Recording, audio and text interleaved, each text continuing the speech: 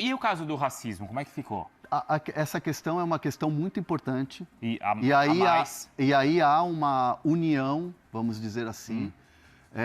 O Palmeiras recebeu, isso foi uma publicação que saiu primeiro no Nosso Palestra, se não me engano. Porque foi uma torcedora do Corinthians que publicou, não foi? Uma torcedora do Corinthians, e aí eu não sei se ela é influencer ou não a reconheci no vídeo, mas ela faz um react, que é normal o torcedor fazer isso. Hoje todo mundo faz e tal. Todo mundo não, mas muitas pessoas fazem. Quase todo mundo faz, até a criança está com o celular, está gravando tudo ali, né? Quando o Carlos Miguel faz a defesa do jogo, para mim, a defesa do jogo do Yuri Alberto, ela vira a câmera e fala, minha nossa, algo do tipo, caramba, como é que pode perder um gol desse? Mas era muito mais assim, uma coisa dela ali com ela mesma. Só que ali no áudio vaza um macaco, uma injúria racial, uma agressão racista ao goleiro do Corinthians, ao goleiro do Palmeiras, que era do Corinthians, o Carlos Miguel. Aliás, o Carlos Miguel, até perguntei para ele ontem, eu falei assim, cara, pô, você teve sangue frio mesmo, você pegava na bola, ele falou, cara, acostumado, tal, enfim. Acho até que a menina, talvez, quando postou, ela nem ouviu que tinha isso. Ela não postou no sentido de denúncia. Não imaginasse. Ainda mais se ela postou ali na hora, um react dela, um react dela. E aí o Palmeiras recebeu essa publicação, viu, né, assim, se manifestou através de nota oficial, cobrando, enfim, falando sobre, protegendo principalmente, se solidarizando com o seu goleiro. O Corinthians, na hora, também já solta uma nota, né, falando, se solidarizando e dando total apoio ao Carlos Miguel e se colocando à disposição da justiça para apuração e quer punição. A torcida do Corinthians quer punir essa pessoa. Essa é a verdade. A torcida do Corinthians, já nas redes sociais ontem, começou a se manifestar falando tem que expulsar, tem que punir, tem que... Já querem identificar. Essa pessoa tem que ser punida pelo crime. No vídeo acho que não dá para ver quem é, dá? Não dá para ver. Não dá para ver. Só dá para ver a direção que vem, mais ou menos, que é um pouco à frente onde a menina estava, e o grito, né? Isso. E o grito. Dá pra ouvir. E aí, o que a polícia... A polícia também já viu essa publicação, né? A delegacia lá, o DRAD, já está cuidando disso. E o Corinthians já recebeu, o jurídico do Corinthians já recebeu um e-mail das autoridades da Justiça pedindo para disponibilizar, isso já está nas mãos do Corinthians, esse ofício, pedindo para que o Corinthians ceda imagens ou qualquer tipo de material que possa esclarecer e aí sim a polícia tomar a investigação, abrir a investigação para tentar achar, punir essa pessoa que se dirigiu com essa ofensa racista ao Carlos Miguel, chamando de macaco. Porque pode ter câmera de segurança de dentro do estádio, onde é possível você identificar, né? Tem diversas câmeras ali paradas, naquele setor, é aquele setor também de lugar marcado, normalmente. Eu não sei se ali exatamente as pessoas obedecem direitinho o que está no... ali é cadeira, ali é cadeira, né? A pessoa tem às vezes cadeira, dono de cadeira. Mas normalmente nesse setor é até mais fácil de você identificar. E estava do lado do gramado também, era muito próximo ali, né? É mais fácil, tem diversas câmeras espalhadas pelo estádio, né? Acho que na teoria seria mais fácil também. E aí o próprio Corinthians também postou nota também oficial recriminando, o Corinthians está totalmente aberto a achar essa pessoa. Porque assim, primeiro, é o seu estádio, é uma instituição que é muito ligada em todas essas questões sociais. É engajada nisso. É engajada, a torcida do Corinthians é muito engajada. A torcida do Corinthians já pede essa identificação, então o clube não vai medir esforços. A diretoria, o Marcelo Paz e tal, eles não vão medir esforços para achar, identificar e punir essa pessoa. Até mandar uma mensagem para o Luciano, porque ele conversou com o pessoal do STJD e o STJD entrou na história da briga, né? Eu não sei se da história aí do racismo, se também vai existir É porque você tem que ter primeiro a apuração da polícia, né? Para você identificar a pessoa. Porque assim, é aquela velha história. O criminoso, quando ele vai num estádio, ele comete um crime, o clube ele não tem como controlar a atitude do criminoso. Então, assim, o que o Corinthians está fazendo é o caminho correto, é o caminho sim. que todo clube deveria fazer e deve fazer. Claro. Mas a gente não vê na América do Sul por aí, tá? Na Libertadores. Mas tinha que ser assim, ó, foi o fulano. Tá aqui, ó, identificamos é esse. É essa pessoa. Isso. Então, assim, o Corinthians está fazendo o caminho certo até para evitar qualquer tipo de punição Pro clube, esportiva pro estádio, né? Imagina de perder mando de campo, aquela coisa toda. Então, o Corinthians está fazendo isso, primeiro, importante, pela causa, pelo Corinthians atender ao desejo da torcida que já está em cima disso, e, obviamente, qualquer tipo de sanção que possa vir a acontecer. Vira aí a expulsão, ouviu o áudio do VAR sobre a expulsão do André, depois eu tenho uma pergunta a fazer para o Vessone. Vamos ouvir. Olha lá, cuidado com essa expressão. Volta aqui nesse 49 aqui. Esse aqui, ó. Aí, isso, não, aí, já foi. Depois a mão, precisa a mão no saco. Deixa eu seguir, não, deixa eu seguir. O André fez um gesto de pegar no saco. Aqui, ó, essa aqui, ó. Isso aí, ó. Ele tá olhando pro cara e fala aqui, né? Vamos ver. Faz o gesto, tá? Ó. Ele tá apontando pro André. Esse contato não foi nesse contato que teve com os jogadores, não foi aí nesse ponto. Talvez não é uma dor, alguma coisa do tipo. Copiou o Gabini. A gente copiou, a gente já tá analisando aqui. Aqui no campo. Jornalistas tem contato ali. Não, ele tem essa mão, sim. Ele faz essa mão. Ok? Ele fala que o André pegou nas partes íntimas. Deixa eu checar primeiro, Garro. Tem que checar, irmão. Pode ser. Sim. Isso, parecendo que foi jeito agora. Flávio, eu recomendo a revisão que tem esse gestual dele, botar a mão no saco, olhando pro Andréas, ok? Como se estivesse incitando essa questão de gestual dele mostrando o saco e olhando, mirando o Andréas, tá bom? Isso aí já aconteceu no outro jogo também, né? Todo mundo sabe que não pode. Vamos lá, de novo. Realmente, ele pega no saco, faz um movimento pro jogador. Eu vou voltar com a decisão. Eu vou voltar com a decisão de cartão vermelho, porque ele faz um gestual obsceno em direção ao adversário.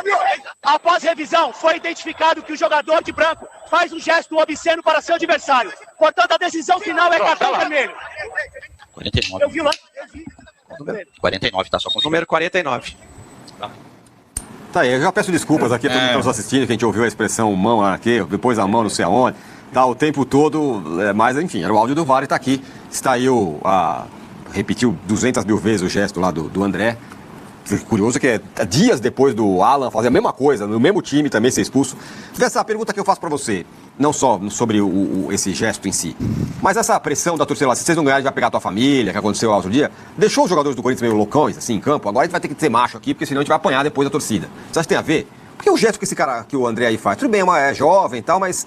Cara, 3 dias atrás, o companheiro dele foi expulso justamente por isso. Até o árbitro fala, vocês viram o que aconteceu outro dia. Não pode e tal. E aí, qual é a explicação? Se você me faz a pergunta do Mateuzinho, eu acho que o jeito que o Mateuzinho jogou, eu acho que é mais eu acho que é mais compatível com a sua pergunta. Do André, eu acho que é falta de educação.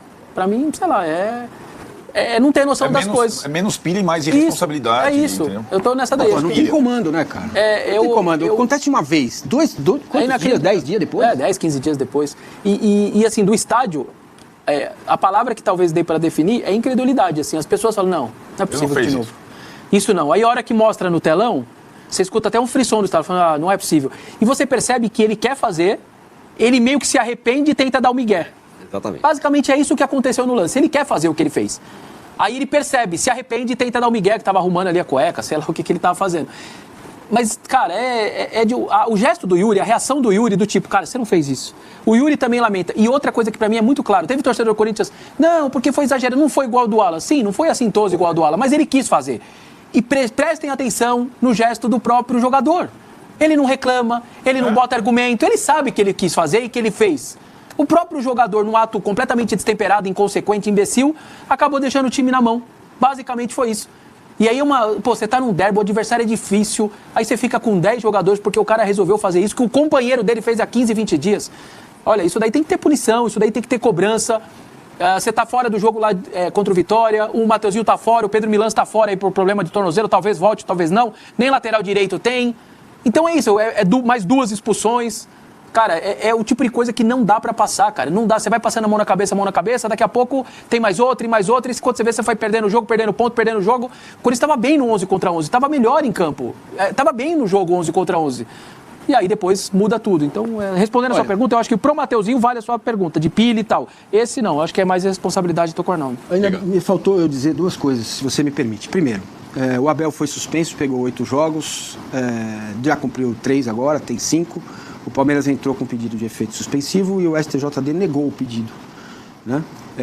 Existe uma determinação da CBF para que se termine essa história de roubo, essa cultura de que no Brasil tudo é estranho. A CBF quer acabar com isso e está prometendo mais rigor com essas questões disciplinares, vamos dizer assim.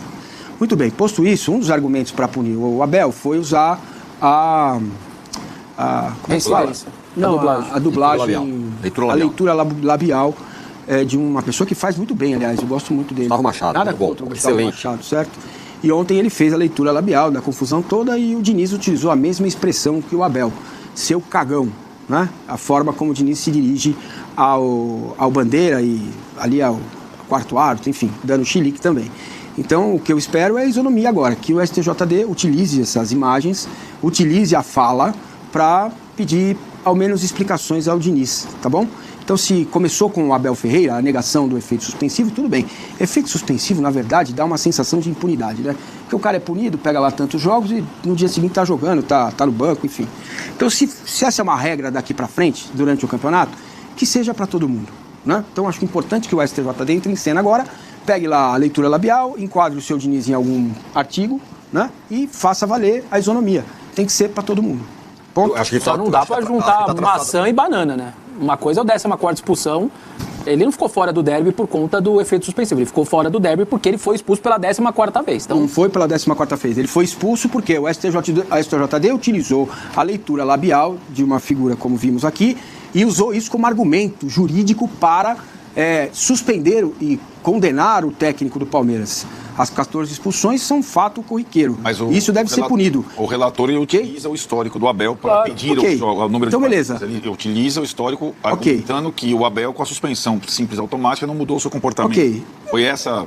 E também usa o argumento e também utiliza a leitura labial, certo? Então, vamos ficar de olho no comportamento de todos os treinadores, porque os holofotes em cima do Abel, por causa do histórico, são maiores. Então vamos olhar com carinho, STJD, a fala carinhosa do treinador Fernando Diniz, psicólogo que é, para com o quarto árbitro e o Bandeira, que está correndo ali pedindo uma falta que aconteceu, mas a bola estava fora do campo. Sobre isso que o Massa está falando, eu acho que imaginou que foi traçada uma linha ali. Uma linha como se fosse a emenda Abel. Eu tô falando sério. E a partir de agora, eu acho que é bom todo mundo ficar de olho como é que vai ser. Se vai ter efeito suspensivo para uns, vai ter para outros. Se outros caras que xingarem juiz vão ser... Não, efeito suspensivo tem para todo mundo. É que chegou o Abel teve 1 milhão de vezes. Mas ontem... Só teve vários. É que chegou uma hora... Acho que não é um caso com paralelo. É um caso, é tipo um basta. Não Entendo. E assim, o relator... Então, é por isso que é importante. O que levou a decisão do STJD não foi uma atitude isolada. Foi um acúmulo. Né? Então, é essa a situação. Para ser isonômico... alguém tem que ser expulso 15 vezes e não 14 vezes em 5 anos. 14 vezes e não mudar o seu comportamento. Pegar os outros. Piorar o seu comportamento. Mas eu acho que os outros comportamentos... Claro, tem que ser punidos. Tem que... Mas não, é que do jeito que a gente está falando é assim, se o Diniz foi expulso amanhã por ofender alguém, ele tem que pegar 8 jogos... Não, foi isso que eu disse. Eu só quero que use a mesma regra. Ó, você falou cagão de merda, perdão, seu cagão, você vai pegar isso e vai usar como prova. Sim. Só isso. Perfeito. Eu queria falar uma coisa sobre o André. Não sobre o Abel. Sim. Sobre o gesto obsceno. O garoto, jogador de futebol, sobretudo o garoto, o André está aprendendo agora o que é ser jogador de futebol. Colocaram ele num lugar que ele, evidentemente, não me parece preparado para estar ainda, né? A proposta do Milan, o melhor jovem brasileiro, a alma de não sei o quê, o time do Diniz vai ser em função do André. Tá? A queda de rendimento técnico dele já é visível nas últimas partidas. Sim. E agora ele está se deparando com o lado ruim do futebol. Né? Porque agora ele tá... E assim, se o time dele perde o jogo em casa por conta da expulsão dele, no final das contas, a expulsão do Mateuzinho, o gol perdido pelo Yuri Alberto, o empate heróico, livraram a cara dele. É necessário dizer que o André não está preparado ainda para ser o cara. E é natural que ele não esteja preparado. Então, com o jovem acontece muito isso. Então ele sai, joga pra caramba, joga pra caramba, mas ainda não tem o controle emocional para se manter jogando pra caramba. Então, além da queda técnica, que é visível, ele quase colocou o time dele na roça ontem, né? Por irresponsabilidade, não por pilha. É o que a gente está discutindo. Pelo contrário, ele teve com pouca pilha. E muito muita soberba, talvez. E fez um ato irresponsável que quase colocou o time dele na lona. Então é uma questão para o Diniz se atentar. De novo, natural com o jovem, mas que evidentemente ele está vendo agora. A ascensão dele foi muito rápida, estabelecendo o time titular muito rápido, tal, e às vezes acontece esse momento de desencontro na carreira. Vai ter uma conversinha com essa turma aí, com o Mateuzinho maluco, com o André, você acha, dentro do Corinthians? Eu espero que tenha. Essas coisas normalmente ficam internas, o Corinthians tinha definido que ia punir o Alan, só que isso aí que eu acho sempre tem que dar visibilidade nessas coisas. Ó, o jogador Alan foi punido pelo gesto que cometeu no Maracanã e perder, sei lá, percentual do salário. O clube deveria informar, até como uma forma educativa. Ah, mas é contra o seu próprio jogador, não interessa, vai lá e informa, porque senão passa a imagem de descaso, de que está tudo bem, de que aceita qualquer coisa. E não é assim. Eu acho que esse é o caso de novo. Eu imagino que se tomar a decisão de punir o Alan, que a gente não sabe até agora se houve mesmo, ou se o clube definitivamente fez de verdade, a gente talvez não vá saber do André também. E aí o próximo. Então vira aí essa bagunça que é. Por isso que eu sou a favor sempre ali. O cara fez isso, chama o cara, cobra o cara, dá uma entrevista, põe uma nota oficial de 3 linhas. O jogador a reunião definiu por uma punição interna ao jogador. Mostra para o torcedor que aquilo não vai ser aceito internamente. Não fizeram nada disso com o Alan, agora vamos ver em relação ao André também. Olha, o Roberto Américo Júnior está reclamando que a gente não está lendo as mensagens dele aqui. Falou assim, conveniente, não estão lendo minhas mensagens, tal e tal. Deixa eu ver se eu acho aqui, por algumas. Não estou achando, lamentavelmente. Aqui, ó. A cotovelada do Flaco no Bidon que ninguém chamou. Teve isso? No final do jogo, na entrada da área. Aí o Flaco dá nele, era final de jogo. Trancão, assim, né? E aí levanta o cotovelo, derruba o Bidon. Não sei, o VAR não deve ter percebido, imagino a transmissão pega, mas o VAR não sei se não tinha a mesma câmera. A cabeçada do Gomes do Galo foi um lance de jogo, né? Mais ou menos. É? Mais ou menos. A cabeçada é por trás, é na nuca, e aí o Garro cai, aí claro, obviamente, o Gomes vai lá, pô, igual ele faz, deu a entrada do cara do Cruzeiro, ele põe lá, perna, não fiz nada, até o Gomes ele consegue depois da falta que ele faz, é uma coisa meio, a experiência deu isso pro cara, ele foi lá e pôs a mão na cabeça, como se ele tivesse tido, não, ele que deu a cabeçada no Garro, na nuca do Garro, não tô falando que era lá, ó, esse é o lance, ó, tá vendo, ó, aí ele levanta o cotovelo e dá no Bidon, mas aí enfim, não houve Você achou que não? Ele levanta o cotovelo e dá? Eu achei. Ele fez assim com o braço pra se livrar da marcação, cara. E o Gomes cabeceia a bola e acerta a cabeça do Galo. Cada uma. Pra mim, amarelo pro Gomes e vermelho pro Flaco. O cara vai dar a cabeçada na cabeça do adversário, podendo rachar a cabeça dele. Amarelo. Parabéns, Sem querer também é. Como eu acho que, por exemplo, foi o pênalti. Eu acho que aí... Parabéns. Foi pênalti, né? Foi. Bom. Sem querer, mas é pênalti. Eu acho Sem que aí o que atrapalha é que o Bidon exagerou muito Pra variar, né? Aliás, o Bidon, cara... Mas ele chega pra lá, né? E o lance pra mim aí, é pênalti, sem querer também é pênalti. Eu só não coloco no mesmo alaia do lance, na mesma batida do lance lá do Júnior Barranquilla, eu acho diferente. Ali não teve nem disputa, o Maurício faz o pênalti e não tinha disputa. Essa tem uma disputa, eu acho, são lances parecidos, mas não são iguais. O Gabriel a hora que ele não percebe que o Sousa, né? Ele vai dar o bico ele não tá olhando, ele não olha. Tá olhando pra bola. E aí, pênalti sem querer também é pênalti, pra mim é pênalti sim. Todos de acordo? Pra mim é pênalti. Né? Fala, minha turma, beleza? Mais um giro de notícia pra vocês aqui no nosso canal aí do Palmeiras F1. Então peço humildemente o seu like, se inscreva no nosso canal, ative o sininho das notificações para ficar sempre atualizado quando tiver vídeo novo por aqui. A gente agradece desde já a sua colaboração, um grande abraço pra você e até o próximo vídeo. Valeu, rapaziada. Infelizmente o jogo não foi o que a gente esperava, 0-0 e com 2 a mais contra o Corinthians não foi lá grande coisa pra gente. Um grande abraço, até o próximo vídeo.